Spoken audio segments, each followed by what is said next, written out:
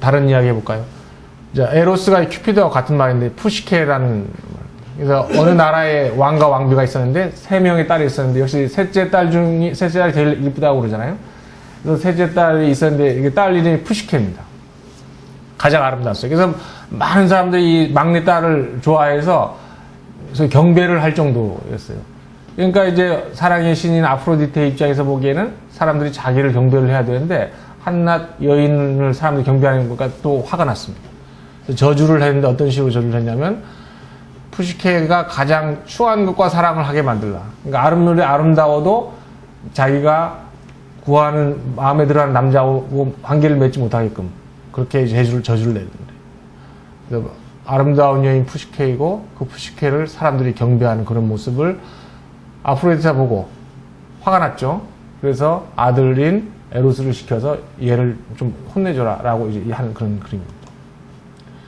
그래서 에로스는 어머니인 이제 아프로디테의 명령을 듣고 이제 그 명령을 실행을 해야 됩니다. 그래서 아프로디테의 정원을 찾아가서 거기는 이제 단물이 나는 샘과 쓴물이 나는 샘이 있었는데, 2개의 병에다가 그 물을 각각 담습니다.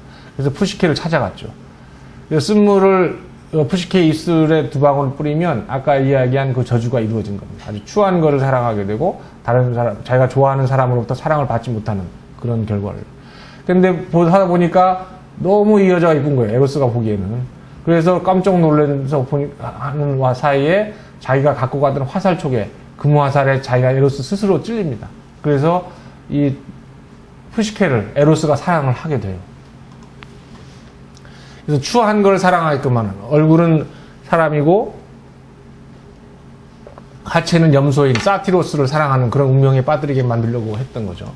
이 이야기는 이제 안티오페와 제우스의 사랑에서 이런 그런 이야기가 나왔었죠. 이 사이에서 태어난 사람이 암피온과 제우스라고 그랬죠.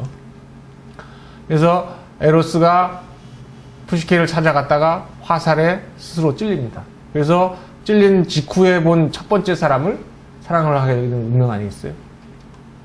그래서 에로스가 푸시케를 사랑합니다. 그래서 이제 사랑을 하게 됐는데, 어쨌건 푸시케는 저주를 받은 거예요. 쓴물을 이제 입에 발랐으니까. 그러니까 아까 이야기한 대로 모든 이들이 푸시케 미모를 칭송했지만 누구도 청혼을 하지 않아요. 그냥 이쁘면 이렇게 되거든요. 그래서 언니들은 이제 시집 잘 가고 잘 살았죠. 근데 이제 푸시케는 사랑을 이끌지 못하니까 이거 무슨 일이냐 이거. 그래서 아버지하고 딸하고 둘이 델포이 신전에 가서 이유를 물어봅니다.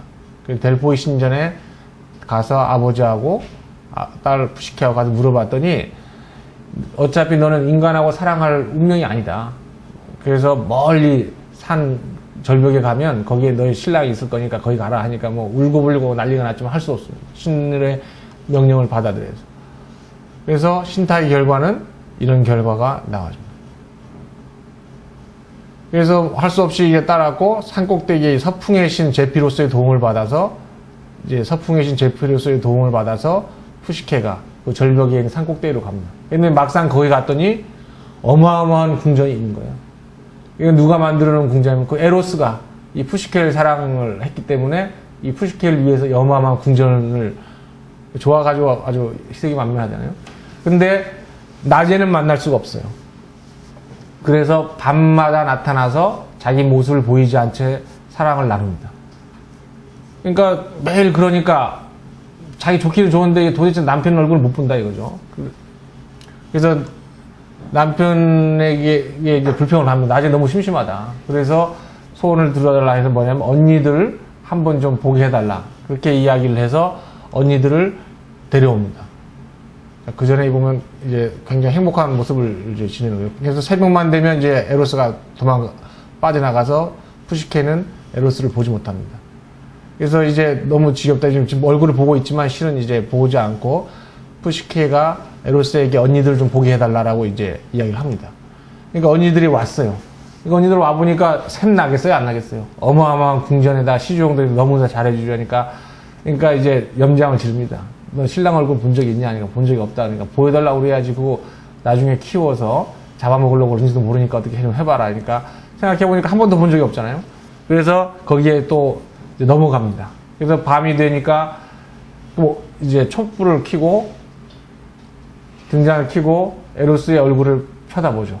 쳐다보니까 너무나 잘생긴 미소년 아니겠어요. 그런데 그 와중에 이제 이 등잔에서 촛물이 떨어져서 에로스를 깨웁니다. 그러니까 에로스가 몹시 화가 났어요.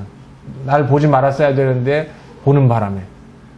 그래서 푸시케가 의심한 거를 가지고 에로스가 이제 우리는 인연이 끝이다 해서 이제 떠나버립니다. 그러니까 떠난 자리에는 황량한 절벽만이 남아있을 뿐이죠. 그래서 제가 이 그리스 신화 중에 가장 좋아하는 대사 중에 하나입니다. 불을 켜고 확인을 하다가 에로스가 깼고 그 다음에 에로스가 떠나갑니다. 의심하는 건 이성이에요. 푸시케, 사이키, 사이콜로지, 사이키아트리. 이것과 사랑은 공존할 수가 없다라는 얘기입니다. 그러니까 우리가 이성이라는 거는 그러니까 남녀의 이성이 아니라 이성, 생각하는 이성이라는 건 뭔가 항상 의심을 하는 거거든요. 왜 그럴까? 왜? 그런 거가 이제 의심인데 그것과 사랑은 이제 공존할 수 없다. 그래서 사랑이 푸시케를 떠나갑니다. 물론 나중에 신화의 끄트머리에 보면 푸시케가 많은 역경을 이겨내서 다시 에로스를 만나서 둘이 다시 하늘의 별이 됐다는 그런 이야기가 나와요. 하지만 요 구절은 이제 요까지 이야기만 하도록 하겠습니다.